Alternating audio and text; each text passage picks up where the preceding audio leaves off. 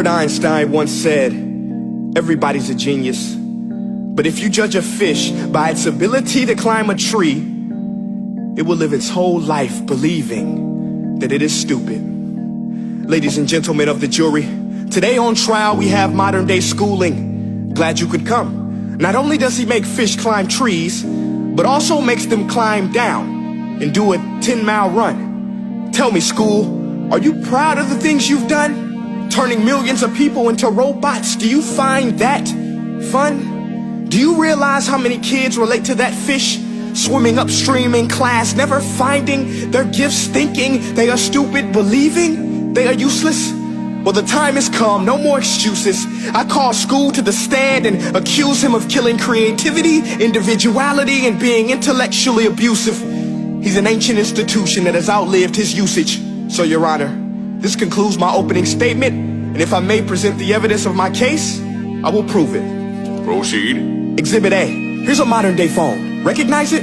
Here's a phone from 150 years ago. Big difference, right? Stay with me. Here's a car from today, and here's a car from 150 years ago. Big difference, right? Well, get this. Here's a classroom of today, and here's a class we used 150 years ago. Now, ain't that a shame? In literally more than a century, nothing has changed. Yet you claim to prepare students for the future? But with evidence like that, I must ask, do you prepare students for the future or the past? I did a background check on you and let the record show that you were made to train people to work in factories, which explains why you put students in straight rows, nice and neat, tell them sit still, raise your hand if you want to speak, give them a short break to eat, and for 8 hours a day tell them what to think. Oh, and make them compete to get an A letter which determines product quality, hence grade A of meat. I get it. Back then, times were different. We all have a past. I myself am no Gandhi. But today, we don't need to make robot zombies. The world has progressed. And now we need people who think creatively, innovatively, critically, independently, with the ability to connect. See, every scientist will tell you that no two brains are the same. And every parent with 2 or more children will confirm that claim.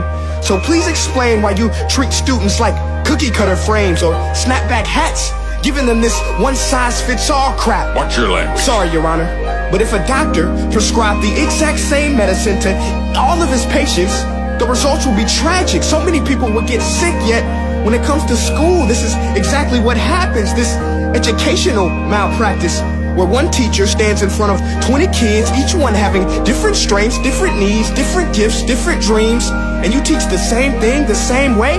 That's horrific. Ladies and gentlemen, the defendant should not be acquitted. This may be one of the worst criminal offenses ever to be committed. And let's mention the way you treat your employees. Objection. Overruled. I want to hear this. It's a shame. I mean, teachers have the most important job on the planet, yet they're underpaid? No wonder so many students are short-changed. Let's be honest. Teachers should earn just as much as doctors, because a doctor can do heart surgery and save the life of a kid.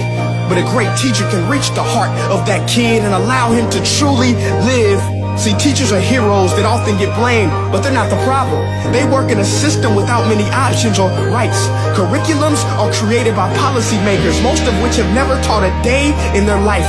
Just obsessed with standardized tests. They think bubbling in a multiple choice question will determine success. That's outlandish.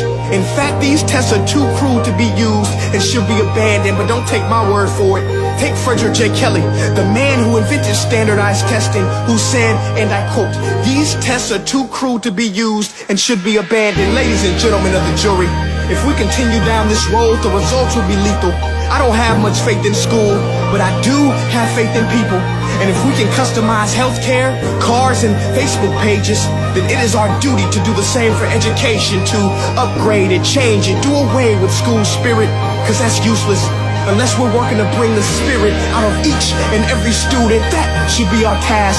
No more Common Core. Instead, let's reach the core of every heart in every class. Sure, math is important, but no more than art or dance. Let's give every gift an equal chance. I know this sounds like a dream, but countries like Finland are doing impressive things. They have shorter school days. Teachers make a decent wage. Homework is non-existent, and they focus on collaboration instead of competition. But here's the kicker, boys and girls. Their educational system outperforms every other country in the world.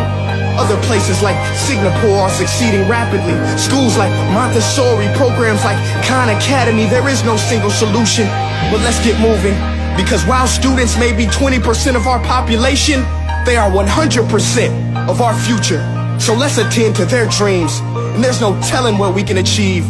This is a world in which I believe, a world where fish are no longer forced to climb trees. I'll rest my case.